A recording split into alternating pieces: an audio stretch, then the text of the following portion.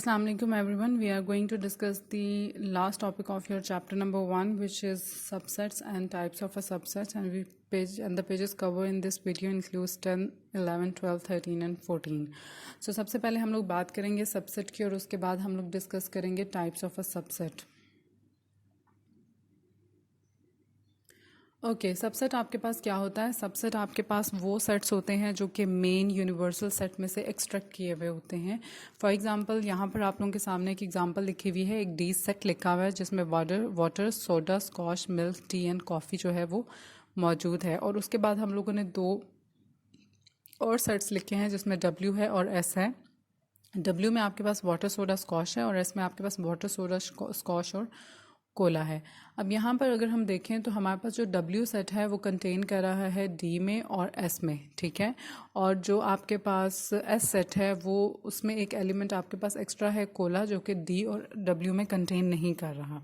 सो जो सबसेट के लिए आप लोगों के पास सिंबल होता है वो हम यूज़ करते हैं ये, और जो नॉट सबसेट के लिए होता है उसके लिए हम सिंबल यूज़ करते हैं ये. सो अब हमारे पास जो W है वो S में कंटेन कर रहा है. सो हम यहाँ पर लिखेंगे that W is a subset of S and W is also a subset of D. लेकिन अगर हम S पार्ट देखें तो उसमें ये जो कोला है ये हमारे पास एक्स्ट्रा वर्ड है, तो ये आपके पास ना W में कंटेन कर रहा है ना D में. सो ये S जो है वो एक सेपरेट सेट है, जबकि वो जो है सबसेट ना तो W का है और ना ही D का है. सो यहाँ पर हम लोग मेंशन करेंगे that S is not a subset of W and S is not a subset of D. ठीक है. ओके अब हम लोग बात करते हैं इनकी टाइप्स के ऊपर, जिसमें आपके पास proper subset, improper subset, super set और पावर सेट है. सो इन चारों टाइप्स को मैं आप लोगों को एक एग्जांपल के थ्रू जो है वो एक्सप्लेन करती हूँ, सो आपको अच्छे से समझ में आ जाएगा. सो मैं एक एग्जांपल दूंगी जिसमें मेरे पास एलिमेंट्स मौजूद हैं 1 2 3 और हमने इसके जो है वो सबसेट्स को क्रिएट करना है. सो सबसेट हमारे पास इसके बनेंगे नल सेट. जो नल सेट होता है, जो एम्प्टी सेट होता है, ये आपके पास हर सेट का सबसेट होता है, ठीक है. उसके बाद आपके पास बनता है जितने भी पॉसिबल सबसेट्स हम बना सकते हैं वो हम क्रिएट करेंगे. 1 2 3 1 and 2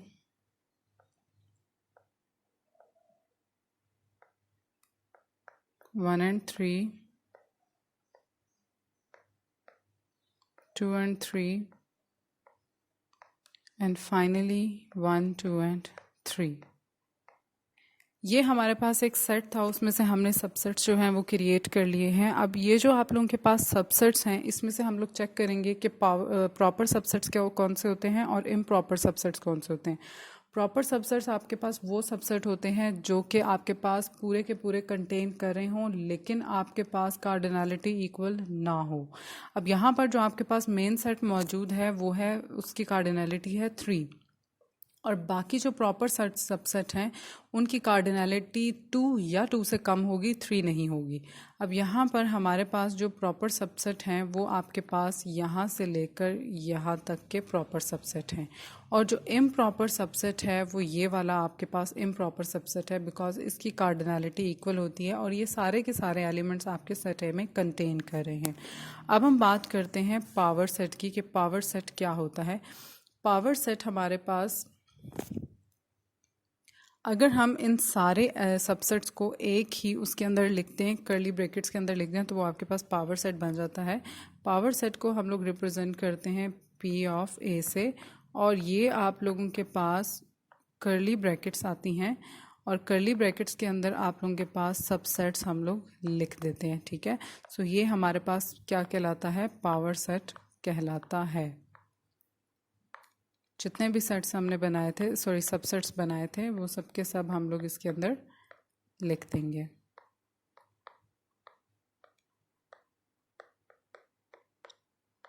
ओके अब ये आपके पास क्या बन गया? पावर सेट बन गया, ठीक है. सो पावर सेट में हम लोग क्या करते हैं कि सब के सब एक एक्स्ट्रा ब्रैकेट्स जो होती हैं, ये कर्ली ब्रैकेट्स होती हैं, उनके अंदर सबको हम क्लोज कर देते हैं, तो वो हमारे पास पावर सेट बन जाता है.